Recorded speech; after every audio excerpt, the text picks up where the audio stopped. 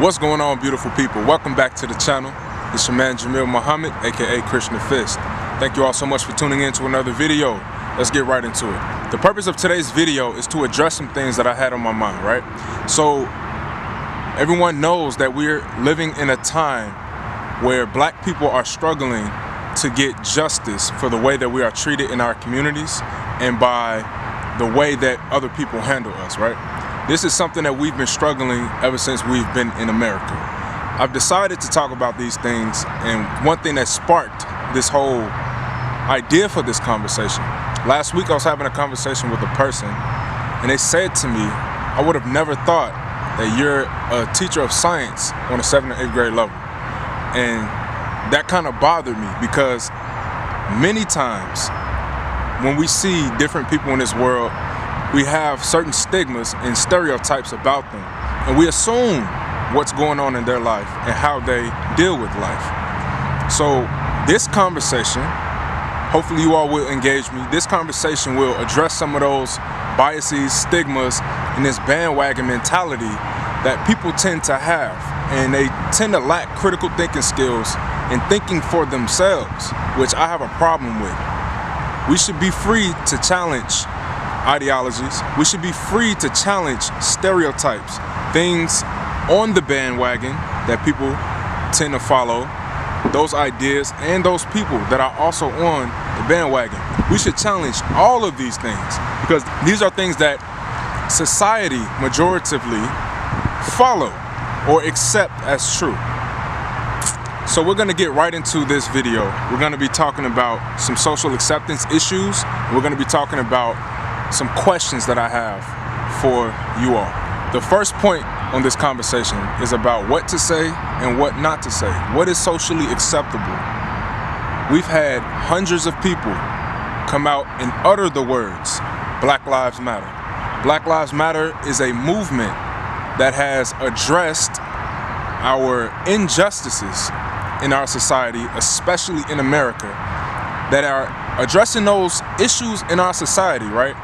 And it's taken years for certain people to even, I guess, make themselves conscious of injustice in our society in a way that police interactions have resulted in death, abuse, and unfortunate circumstances as a result, right? So you've had many corporations such as Nike, Sony, Ben & Jerry's, and a host of other corporations that have made statements about Black Lives Matter, about injustices done to black people, particularly of the prison industrial complex, because we know there's a business for that. People literally fund jails so that people can fill the jails and they are paid from people being incarcerated. About 4 years ago, Colin Kaepernick decided to take a knee during the national anthem, and the response from him taking a knee during the national anthem, firstly, the whole point of it was to address injustices. So as a response, he received so much hate and ultimately he was fired from his position. So 4 years later, you have a gentleman, Roger Goodell, who is the NFL commissioner. So 4 years ago, the NFL fired Colin Kaepernick for just bringing up the topic of injustices done to black people. And 4 years later, the NFL commissioner decides, we, in quote, we, the National Football League, admit we were wrong for not listening to NFL players earlier, and encourage all to speak out and peacefully protest. He then went on to say, we, the National Football League, believe Black Lives Matter. So 4 years ago, you don't even have the capacity to address the issue. You act like it didn't exist. And now 4 years later, when everyone is making statements, especially these large corporations such as Sony, such as Ben & Jerry's, such as Nike, they make statements about black injustices and black lives. And now the NFL, who completely rejected Colin Kaepernick, didn't even want to hear what he had to say. Any of the NFL players that spoke out about injustices, you don't have anything to say, acting like it didn't exist. 4 years later, you give an apology as if an apology is enough.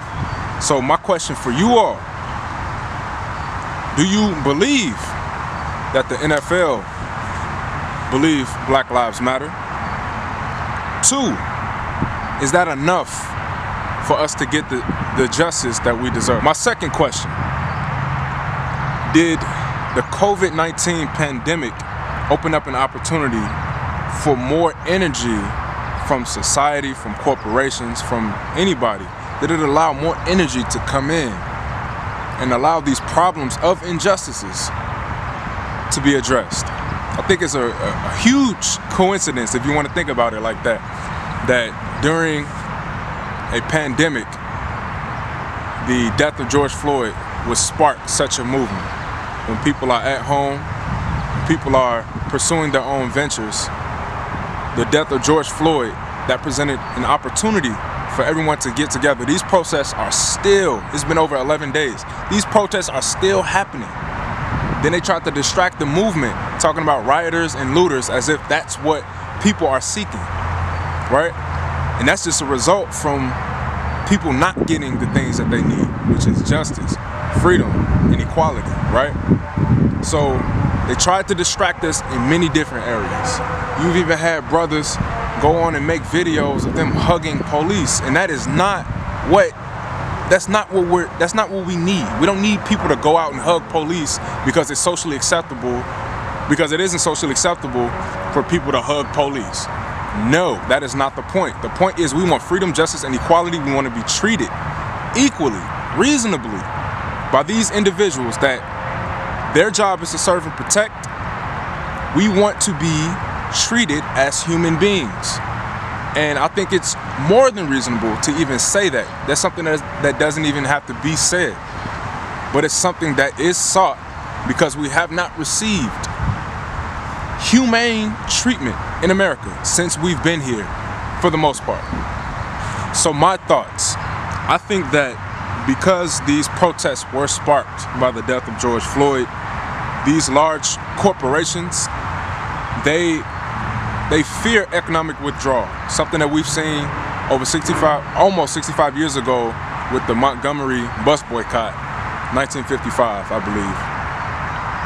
That happened for about a year, which means they didn't ride any public transportation for a year, and that hit these large corporations in the pocket.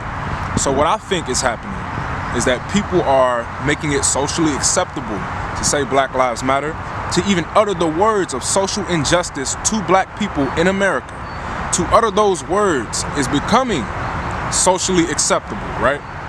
You have news anchors, which I really appreciate because they're the center of the media. They're addressing these problems and being rational about why this is happening, why it's continually perpetuated. The point I want to leave you all on, don't be confused with just jargon. You've had mayors, you've had committee people speak on the news about Black Lives Matter. And I want you to think and ask yourself, are these people answering these questions? Or are they just using it as filler stuff to sound intelligent and to sound like they actually care about our issues? So I'll leave you with this. We live in a time where it is critical to think critically, act critically, and maneuver in our societies and our communities critically. When we make decisions, it is imperative to be wise. Think about the end result of that decision and what we can bring about as a result. Thank you all so much for tuning in. I appreciate your time, I appreciate your ear, appreciate you listening to me vent, and hopefully I'm starting a conversation with the viewers of this video about these issues that we face in America. We're not going to be disconnected from what's actually going on. I'll get back to my normal flow of things in quite some time, but this is something that needed to be addressed. So what are you all's thoughts? What are you all's answers to some of those questions? Leave them down in the comment section. Hit me on Instagram, hit me on Facebook, anything. That's all going to be in the link down below. Make sure you hit that thumbs up button because I know you love what you just heard. And I'll see you all on the other side. Peace.